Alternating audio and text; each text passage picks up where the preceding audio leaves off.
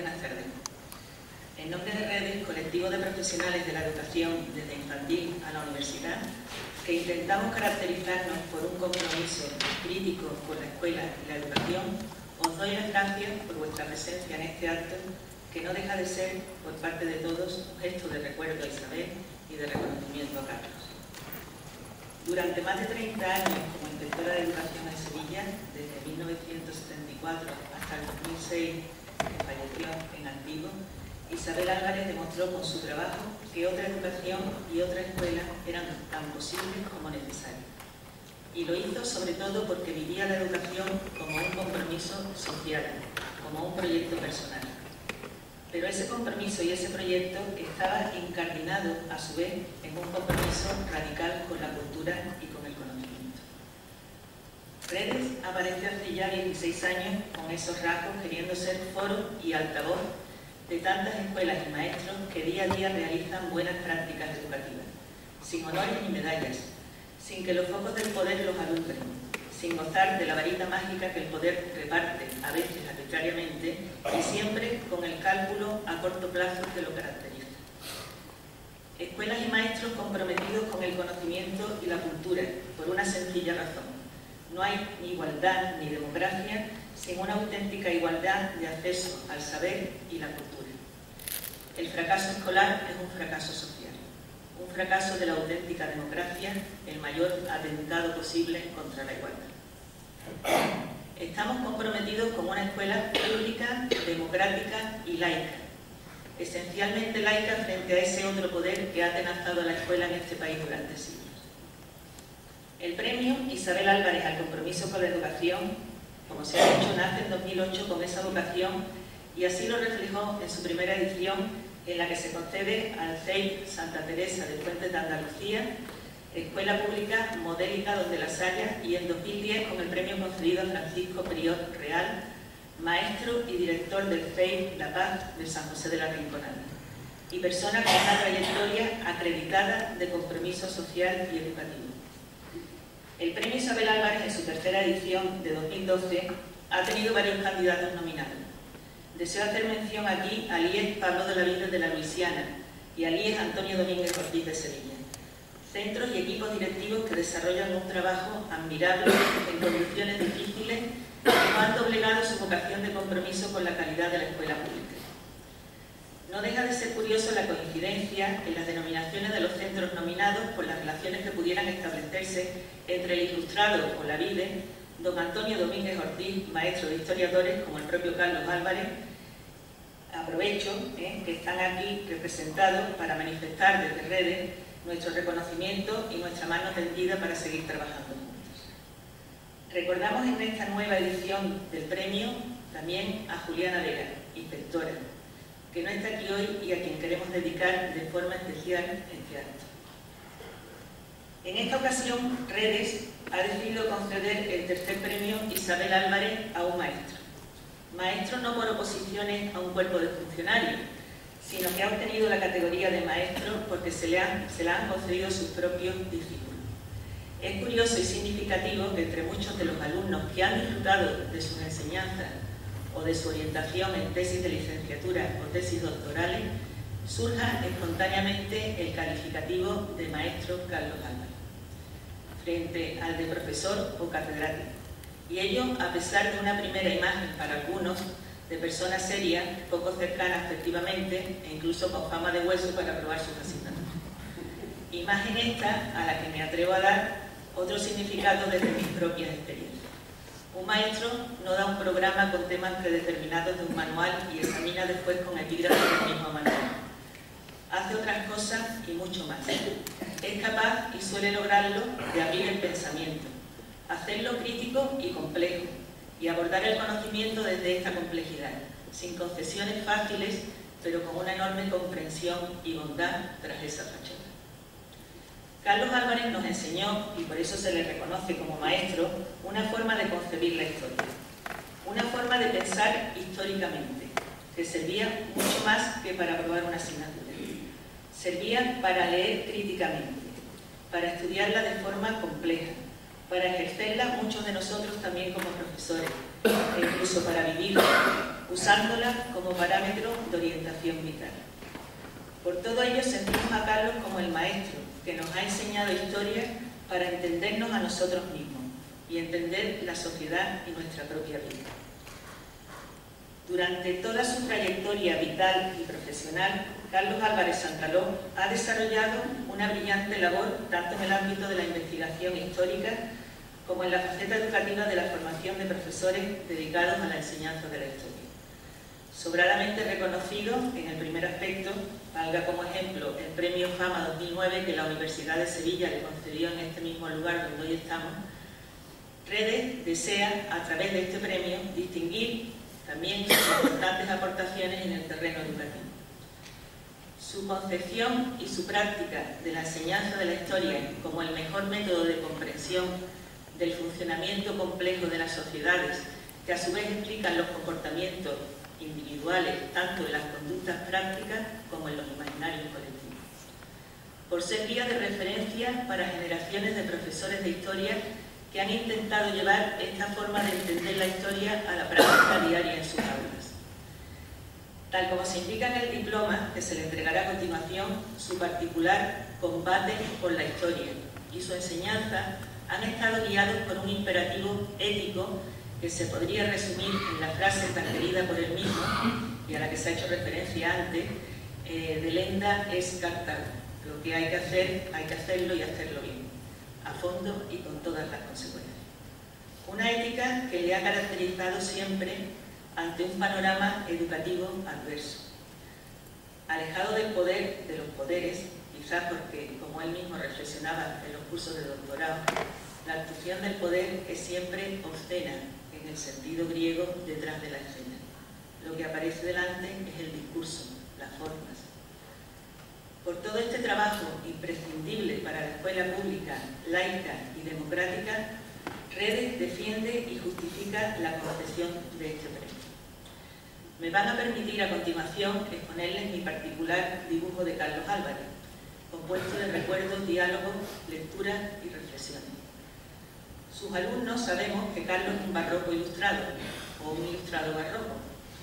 Su lenguaje exacto, literario, pero siempre con varias lecturas. Sus escritos, tan difíciles a veces de leer, salvo que imaginemos que lo oímos hablar. Sus temas de investigación, desde el magistral y sorprendente trabajo sobre los expósitos hasta la construcción de los imaginarios colectivos como formas de control social.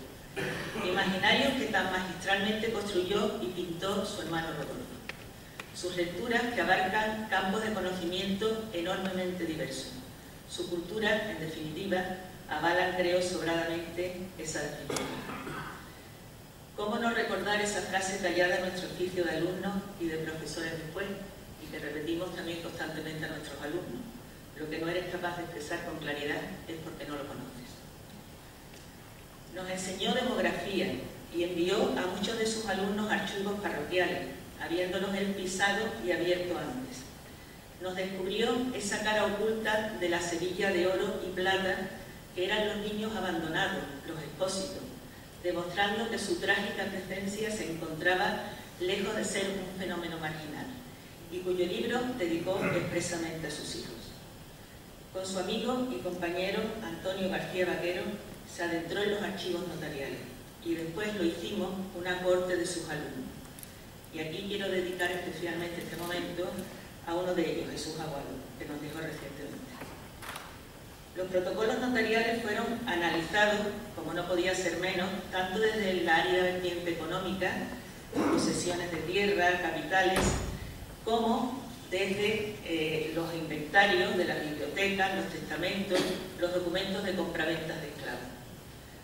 Por último, en una desembocadura quizás más natural de lo que pensamos, nos abrió el mundo fascinante de la construcción social de universos mentales, a través de una literatura religiosa analizada como método de modelar conductas. Y leo el título de uno de sus libros, el libro de devoción como modelador y modelador de la conducta social, o nos introdujo en el análisis del uso político de los milagros. En definitiva, a través de cientos de textos nos ha mostrado quizás la auténtica cara del barroco, una pedagogía dura, de modelado de las conductas y las conciencias sociales, un modelo ideológico de una violencia devastadora. Hacer eso en una ciudad como esta, que lleva el barroco como enseña y bandera, tiene su mérito y sus riesgos. En resumen, la historia que enseña Carlos, y uso sus palabras, es el realismo de la ficción, es decir, la historia como una permanente amalgama, una taracea de realidades y percepciones culturales. La historia cultural entendida como el reconocimiento terrible que las sociedades tienen de la muerte, del caos, al que se enfrentan e intentan vivir usando la racionalidad. Pero la racionalidad no se puede usar contra el caos. Para someter al caos y a la muerte es necesaria la red cultural. La labor de los historiadores es conocer todas las variables que componen esa red. Desentrañarla es también conocernos a nosotros mismos. Y esto es una tarea educativa de primer orden. Recorremos sus escritos y aparecen como objetos de reflexión histórica el Mediterráneo, Andalucía, Sevilla, esa ciudad tramposa, reconstruida en literatura, es decir, en sueños, para bien o para mal. El mundo clásico, el siglo XV, toda la historia moderna y contemporánea, la demografía, la economía rural y urbana, la religiosidad, las mentalidades. Al mismo tiempo, y en la medida que lo han dejado, están las incursiones en el mundo de la educación. Desde aquella síntesis de la edad moderna y contemporánea, titulada Los siglos de la historia del año 81, que podría sustituir con creces a todos los libros de texto actuales de la ESO de bachillerato en solo 63 páginas, y que muchos profesores seguimos usando y sigue teniendo ese valor complejo y profundo, hasta los cuadernos de trabajo de historia de Andalucía, cuando la Consejería de Cultura se dedicaba a otra cultura y a otra Andalucía.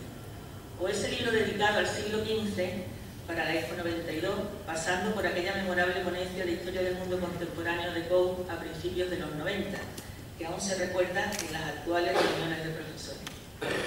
El pasado curso en el aula magna, llena de profesores de historia, en este caso convocados por la ponencia de la universidad para las pruebas de acceso, se estableció, como siempre, una discusión bizantina sobre cuestiones de contenidos a enseñar.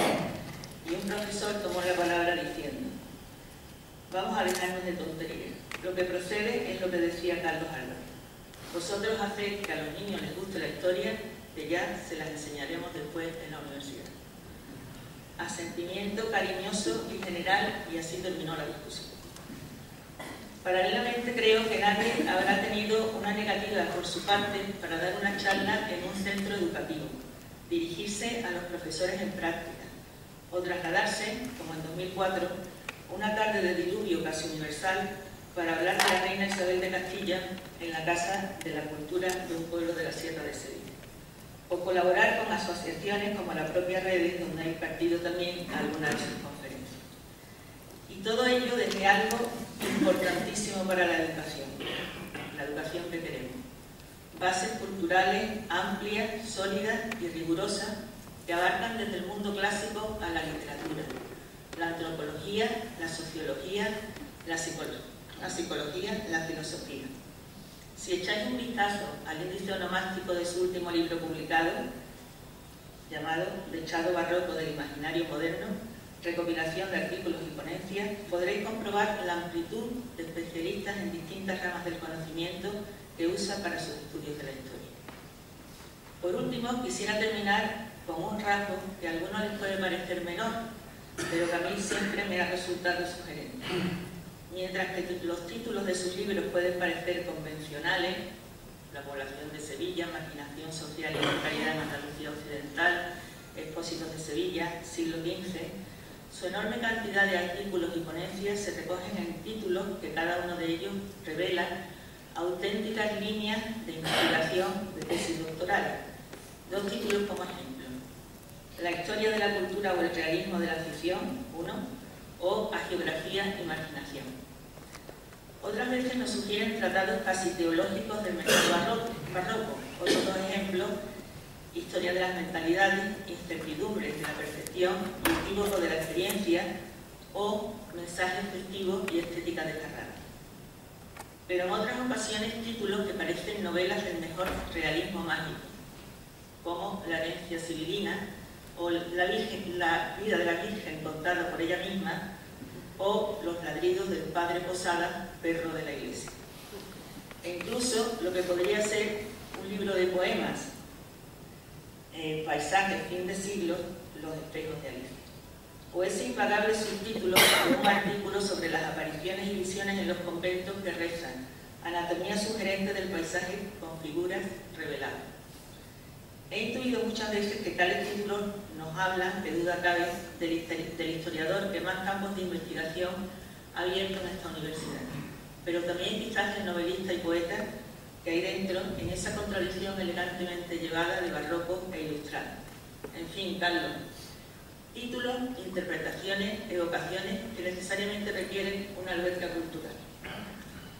El 8 de marzo de 2010 entregábamos el segundo premio a Paco Prior, aquí presente, y decíamos que personas como él, como el 6 Santa Teresa de Fuentes, que también está representado aquí, como Isabel, eran los que hacían sonar los yunques y enmudecer las campanas, como decía Machado de su maestro Giral del Río. Carlos, además, intenta explicar el porqué y el para qué de los yunques y de las campanas. Y hablando del Mediterráneo, otra percepción cultural en nuestro imaginario colectivo, termina un artículo con unas líneas que, a mi juicio, pueden resumir quizá su concepción de la historia y del ser humano y, por tanto, también de la educación. Cito textualmente: yo no sé si es posible encontrar una definición más certera de lo mediterráneo que ese minotauro ciego y bramando, guiado en Lazarillo por una niña mágica que nos legó Picasso. Entre tanto, siempre podemos rumiar la médula de nuestra herencia sibilina. Nada de lo que es inhumano nos es ajeno. Querido y admirado Carlos, nadie da lo que no tiene. Por eso este premio no tiene dotación económica, pero sí podemos devolverte en forma de reconocimiento público y con algunos símbolos materiales todo lo que diste a tus cientos de alumnos y a través de ellos a la educación.